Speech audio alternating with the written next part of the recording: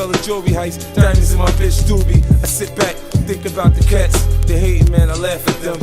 Get out of line, I blast at them. Stay scheming, fuck around, let off a clip and leave the whip leaning. I took the creaming.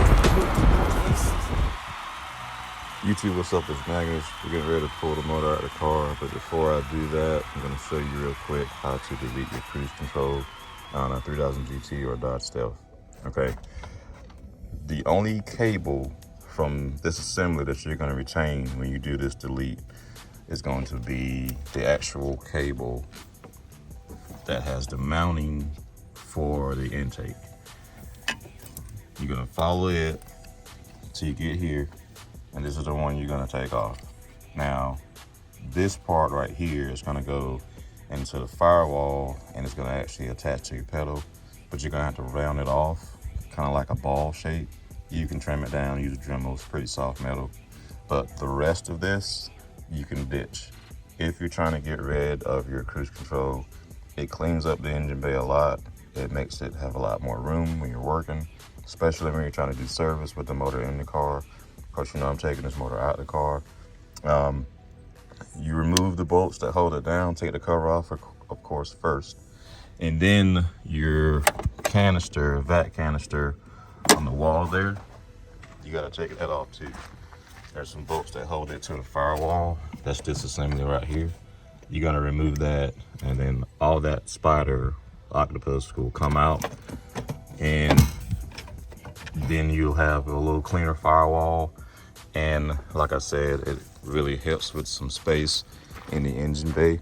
Also, if you want to do a catch can like I'm gonna do, you've got room for a catch can here now, so you can run a catch can for your car.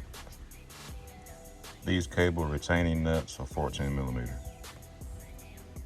The cruise control vac canister bolts are 10 mil, and the ones on the firewall, they're 10 mil.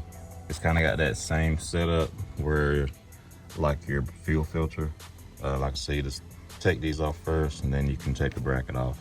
And we've already disconnected the vacuum line that goes to the actual cruise control assembly. All right, your canister's off. Now get ready to take the bolts that hold the bracket onto the firewall. And like I said, they're 10 millimeter. All right, now your bracket's off. I just put the bolts back in the firewall. And yeah, you got your cool bracket you can use for something else or throw away. I'm probably gonna use this for something else in the car, most likely. Now this is the assembly with all the cables removed. There's a little vacuum pump on the bottom. That vacuum line we had to take off. And this is how you take the cables out. You just pull each wheel back and just move the cable out of the track and slide the retaining notch up. That's all you gotta do, real easy. Like I said before, this is the only cable that you're gonna retain after you do this delete. There's your mounting bracket that's gonna go on the intake. This part goes back into the throttle body, just like before. But this is the only part you're gonna have to modify. And I'm gonna show you where it is actually in the car now, and the differences between this end and the end that's actually attached to the gas pedal. I'm gonna show you that. Okay, that is going into the firewall, and this is the cable that attaches to the gas pedal now. This is the one that we took away from the assembly. I'm gonna take this off. I'm gonna show you what that actually looks like, and show you the difference between the two ends and what you're gonna have to do in order to make it work. Okay guys, there's the pedal assembly for Accelerator. If you can see, I'll put an arrow, there's a yellow retaining plastic, and then that's the other end of your cable that is on the outside of the firewall. One of the main cables that was a part of the cruise control. Now you have to cut that plastic. I don't think you make a tool or anything to get that out. When I think it's a permanent connection, but you got to cut it so you can get that cable out. Those bolts that hold the cable in, they are also 10 millimeter. Okay, now just make it easier on yourself and just cut the cable, because you're not going to use it anyway. You're going to be replacing it with another cable. That way it's easier for you to get the pedal assembly out without having to contort yourself. I'm gonna have to do that anyway because I barely fit in the footwell, so here's what it is. But I asked for this life anyway. But just cut the cable, pull it out, and you're good to go. Then we're gonna take the pedal out. All right, there you go. Cable's cut. Now we just gotta slide it out and take the pedal out. Remember, there's your hole. The bolts that hold the pedal to the firewall are 12mm. And I have to configure you a assortment of extensions to get to it because you can't fit in there. Okay, this is your other end of the pedal. This is the assembly. And this is the plastic piece that I was telling you about. But like I was telling you earlier, you see how this is round?